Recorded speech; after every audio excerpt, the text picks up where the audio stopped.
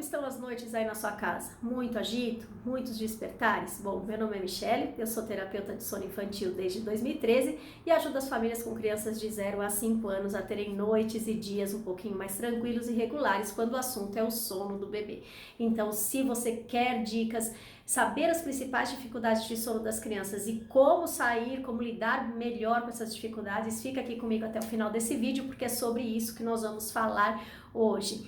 E para quem é novo ou nova por aqui, não deixe de se inscrever no canal e ativar o sininho para receber as notificações com todas as novidades que eu coloco por aqui. E se tiver alguma mãe, alguma família, pai que precise dessas informações, não deixe de compartilhar esse vídeo, porque assim o YouTube ajuda a espalhar essa mensagem para mais famílias que passam aí com as noites difíceis em casa. Bom, a primeira dificuldade que eu quero falar com vocês é uma das que eu mais trabalho aqui na consultoria, que são os despertares noturnos. Então a criança dorme e depois ela começa a picar à madrugada. Grande parte dessas crianças, elas até conseguem dormir bem no primeiro bloco de sono, então mais ou menos de 8 até meia-noite dormem bem.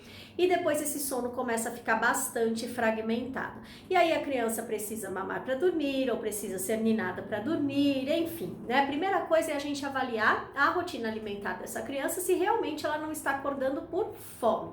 Se a criança já tem toda a alimentação sólida consolidada, se está com peso adequado e não tem recomendação do pediatra para mamar de madrugada, essa criança já passou aí de 1 ano, então a gente tem certeza que ela não precisa de alimentação de madrugada e que a gente pode sim trabalhar um desmame noturno para essa criança dormir melhor, para ela não precisar dessas mamadas constantes de madrugada. E algumas crianças precisam apenas de um colinho ou de reposicionar a chupeta, mas elas têm esses despertares frequentes, elas não conseguem voltar a dormir sem a ajuda de alguém que vá lá e a faça dormir novamente. Bom, como que a gente tem noites melhores quando a situação é essa?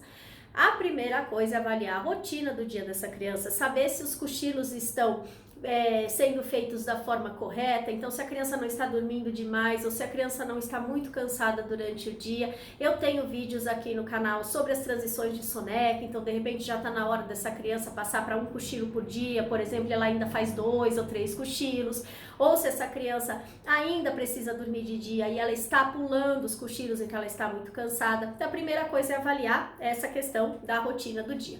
Outra coisa é avaliar os estímulos dessa criança. A criança precisa fazer exercício, gastar energia, tudo dentro do adequado para a sua idade, mas muitas crianças que passam o dia todo ou no colo, ou num cercadinho, sem muitas atividades, sem fazer atividade física, essa criança também tem dificuldade com sono. Dificilmente um bebê que fica o dia inteiro no colo, que não faz uma brincadeira de chão, que não tem um pouco de contato com a natureza, não toma luz, não é exposto à luz natural de forma nenhuma. Então muitas vezes esses bebês, essas crianças, elas não dormem direito por falta de estímulo, né? Então é preciso avaliar esses estímulos durante o dia. Essa criança está fazendo atividade, está se cansando o suficiente para dormir bem? Isso ajuda muito nos despertares. A outra coisa é avaliar o fim do dia dessa criança. Essa criança tem muito contato com tela, 2 horas antes do sono ela está assistindo alguma coisa, ou essa criança tem um final do dia extremamente agitado, faz atividade física, por exemplo, 1 hora antes do sono. É preciso fazer, mas fazer no momento correto. Então, se essa criança também tem um final de dia extremamente agitado, o sono também pode ficar extremamente agitado e essa criança ter mais despertares noturnos. Então é preciso ter um final de dia mais tranquilo, um ritual de sono repetido, consistente, sempre igual, previsível, num horário correto, um ambiente de sono relaxante. Então a criança precisa dessa ajuda no final do dia para ela dormir bem. A terceira coisa para avaliar para os despertares noturnos é exatamente o ambiente de sono que eu falei para vocês. Esse ambiente está escuro, confortável, longe de odores fortes, numa temperatura agradável, tudo pode atrapalhar o sono da criança. O sono da criança é mesmo leve, é um pouquinho mais agitado, então a gente precisa tomar bastante cuidado com o ambiente que a gente está proporcionando para essa criança. O quarto dessa criança é um quarto cheio de brinquedos, cheio de coisa colorida, enfim, os quartos que são um pouco mais clean, ou as famílias que guardam os brinquedos para fazer o ritual de sono, para a hora do sono, também costumam ter menos despertares de madrugada. O uso de telas também é algo muito importante, muitos estudos mostram que o uso excessivo das telas pode sim causar mais despertares noturnos. E a última coisa que é preciso avaliar é a forma como essa criança adormece. Essa criança tem associação de sono que vai fazer com que ela precise de ajuda de madrugada, ou seja, como que ela dorme? Ela dorme sendo ninada? Ela dorme mamando? Ela dorme na bola de pilates? Ela dorme andando de carro e depois é colocada no berço? Ou ela dorme na cama dos pais e depois ela vai pro berço? Se vocês me perguntarem, mas Michele, todas as crianças que dormem desse jeito acordam de madrugada? Não, não todas, mas se o seu filho está acordando de madrugada e você consegue enxergar que esse é um ponto importante, que ele não tem autonomia de sono, ele não consegue deitar na caminha ou no bercinho dele e dormir, e ele precisa de ajuda para entrar no sono, então é muito esperado que ele precise de ajuda também de madrugada para manter esse sono, não apenas para iniciar, mas também para manter o sono de madrugada. Bom, terminando essa dos despertares noturnos, outro ponto importante é a luta para dormir, o choro para dormir. Então é uma dificuldade muito comum que eu vejo aqui na consultoria. E por que a criança chora tanto para dormir? Isso pode acontecer tanto nas sonecas quanto no sono noturno e muitas vezes tem uma ligação com o horário que essa criança adormece. Geralmente a janela de sono está incorreta quando a criança chora todos os dias para dormir. Ou essa criança já deveria estar dormindo, ou seja, ela está muito cansada, muito exausta e a janela de sono dela, que é o tempo que ela passa acordada entre o cochilo e o sono, está muito grande ou está muito curta. Então eu atendi hoje mesmo, hoje é dia 12 de junho, né, dia dos namorados aqui. Hoje mesmo eu atendi uma família com uma criança de 9 meses que fazia um cochilo até 6 da tarde e chorava muito para dormir. Obviamente que vai chorar. Ela acorda às 6, 7h30 começa o ritual de sono. Essa criança não tem pressão de sono suficiente, ela precisa de um tempo maior acordada.